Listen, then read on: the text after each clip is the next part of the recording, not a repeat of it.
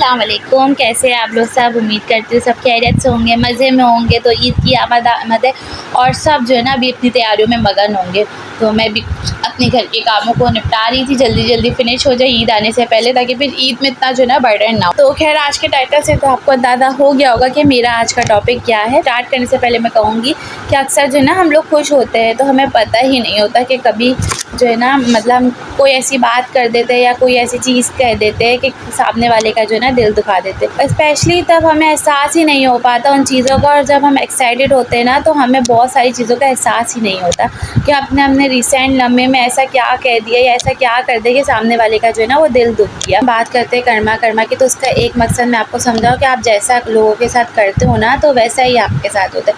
अगर आप लोगों के साथ अच्छा करोगे तो आपके साथ अच्छा होगा, अगर आप लोगों के साथ बुरा करोगे तो आपके साथ बुरा होगा। सारे लोग जो है ना वो ये भी कहते हैं कि अगर हम ऐसा सोचेंगे, अगर हम अच्छा सोचेंगे तो हमारे साथ अच्छा होगा, और अगर हम नेगेटिव सोचेंगे तो हमारे साथ ये नेगेटिव ही हो जाएगा। तो जो है ना हमारे ऊपर कुछ इस तरह असर पड़ता है कि जब हम कुछ पॉजिटिव सोचते रहते हैं ना तो ऑब्वियसली हम करते भी पॉजिटिव है, और पॉजिटिव करते करते साथ हम लोगों के साथ भलाई भी कर जाते हैं और फिर हमारे साथ भला हो जाता है।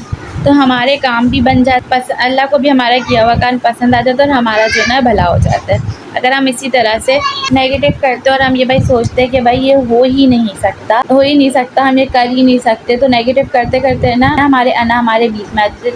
और हमारे कामों के बीच में जब अना आ जाए ना, किसी को नहीं बख्शती। हमारी जो अना है ना वो हमारी सबसे बड़ी दुश्मन होती है। हम किसी भी अपने काम के दरमियान में अगर अना को ले आए ना, जैसे फॉर एग्ज़ाम्पल हम किसी के घर जा रहे हो, कोई हमसे नाराज़ हुआ हुआ है, हम उसके घर क्यों जाए भाई। हमारी अना जो है बात को गवारा ही नहीं करती कि हम क्यों जाए, वो हमारे घर आए थे, हम क्यों जाए, वो हमसे नाराज़ है ना, हम क्यों मनाएं, पहले हम क्यों जाए, अगर वो आएंगे तो हम जाएंगे। ये सब हमें तबाह कर, ये सब हम तभी करते हैं जब हम नेगेटिव सोचते हैं, और नेगेटिव सोचने का नुकसान हमें ही होता है, हमारे वो रिश्ते ख़राब हो जाते हैं। अल्लाह ने भी वैसे भी दरगुजर करने का सबक दिया, हम क्यों नहीं दरगुजर करते। मैंने तो अपनी लाइफ में देखा है, जब भी मैं किसी को माफ़ करके रात में सोती हूँ ना तो मुझे तो बहुत जल्दी और सुकून की नींद आती है। ज़रूरी नहीं कि आप किसी के बहुत बड़े बड़े गुनाहों को माफ़ कर दें, लेकिन अगर कर देंगे ना तो उसका भी बहुत बड़ा अजर है। अक्सर माफ़ कर देना बहुत मुश्किल होता है, आसान नहीं होता, लेकिन कर देने में बहुत फ़ायदा होता है। अगर हमारा मना को अपने बीच में लिया तो उसने तो आपको वैसे ही तबाह कर देना है।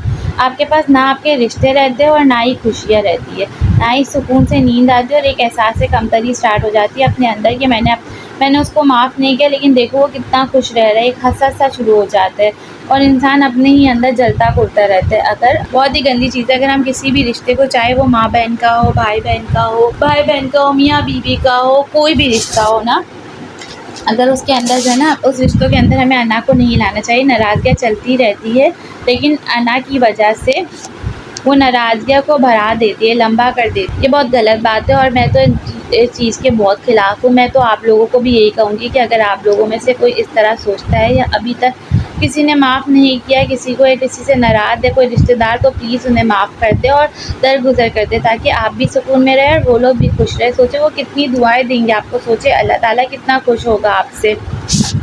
मैंने सुना है कि कुछ लोग ये भी कहते हैं कि यूट्यूब में जो चीज़ें बताते हैं या बातें करते हैं कि सूरह रहमान पढ़ लो ये हो जाएगा, सूरह वाक़िया पढ़ लो ये हो जाएगा, उससे ये होगा।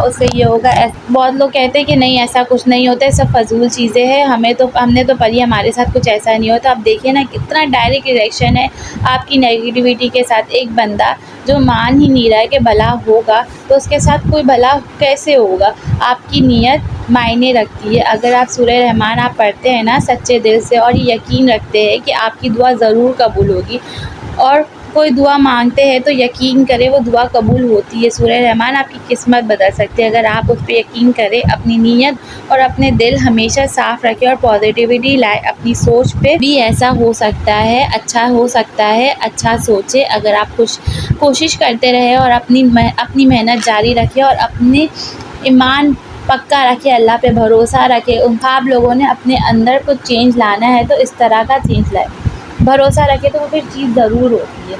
अगर आप लोगों ने अपने अंदर चेंज लाना है ना तो फिर इस तरह का चेंज लाए। पॉजिटिव सोचें, पॉजिटिव रहे, खुश रहे, आबाद रहे। तो मैं अपना व्लॉग जो है यहाँ पर एंड करती हूँ। व्लॉग अच्छा लगा तो वीडियो को लाइक करेगा, चैनल में नए हो तो चैनल को सब्सक्राइब करेगा। इंशाल्लाह मैं कल फिर आऊँगी एक नई वीडियो के साथ। अपना बहुत बहुत ख्याल रखिएगा। अल्लाह हाफ़िज़।